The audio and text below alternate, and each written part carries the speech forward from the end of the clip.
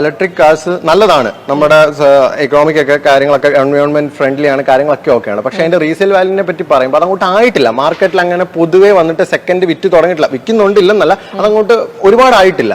വരുമ്പോൾ ഡിമാൻഡ് കുറയും. നമ്മളൊരു പെട്രോൾ ഡീസൽ വണ്ടി കൊടുക്കുന്നതിനേക്കാളും ഒക്കെ നഷ്ടത്തിലായിരിക്കും നമ്മളൊരു EV വെഹിക്കിൾ എടുത്തിട്ട് വിൽക്കുമ്പോൾ. കാരണം അത്രയും ഫണ്ട് അതിന് കിട്ടില്ല.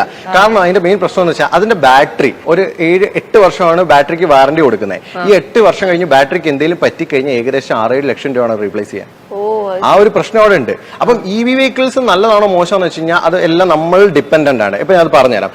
EV വെഹിക്കിൾ എടുക്കുന്ന ഒരാളെ സംബന്ധിച്ച് ജസ്റ്റ് ഒരു കാൽക്കുലേഷൻ ഉണ്ട്. നമ്മൾ ഡെയിലി ഒരു 100 കിലോമീറ്റർ 50 to 100 കിലോമീറ്റർ ഓടിക്കുന്ന ഒരാളാണെങ്കിൽ EV വെഹിക്കിൾ നല്ലതാണ്.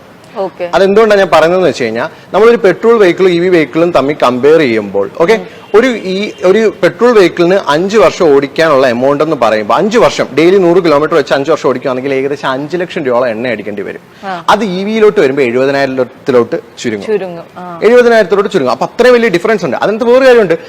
ഈ പെട്രോൾ വെഹിക്കിൾ നമ്മൾ എടുക്കുന്ന 8 ലക്ഷം രൂപയ്ക്കാണെങ്കിൽ EV വെഹിക്കിൾ എടുക്കുന്ന നമ്മൾ എത്ര 14 ലക്ഷം രൂപ, ഒരു 4-5 ലക്ഷം രൂപ ഡിഫറൻസ് ഉണ്ട്. അപ്പൊ അതിനെ ഇവിടെ മൈനസ് ചെയ്യണം.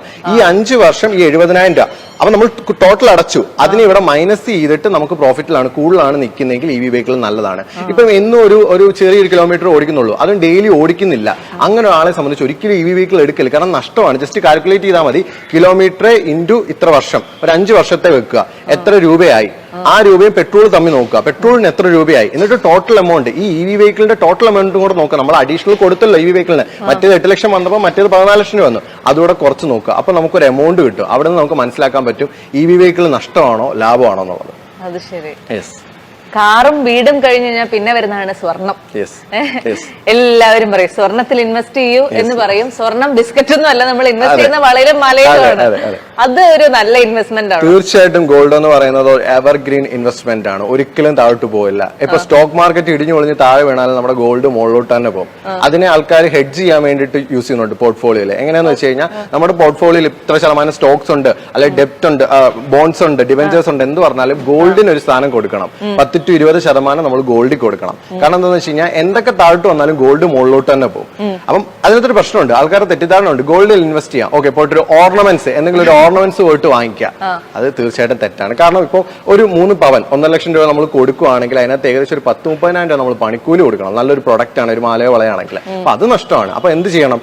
ഗോൾഡിൽ ഇൻവെസ്റ്റ് ചെയ്യണം. ETF ആയിട്ട് ഇൻവെസ്റ്റ് ചെയ്യണം. വെർച്വൽ ഗോൾഡിൽ ഇൻവെസ്റ്റ് ചെയ്യണം. അല്ലെങ്കിൽ സോവറിൻ ഗോൾഡ് ബോണ്ട് ഇൻവെസ്റ്റ് ചെയ്യണം. സോവറിൻ ഗോൾഡ് ബോണ്ട് പ്രൊവൈഡ് ചെയ്യുന്നത് ഗവൺമെന്റ് ആണ്, ഗവൺമെന്റ് ഓഫ് ഇന്ത്യ ആണ്, ട്രസ്റ്റഡ് ആണ്.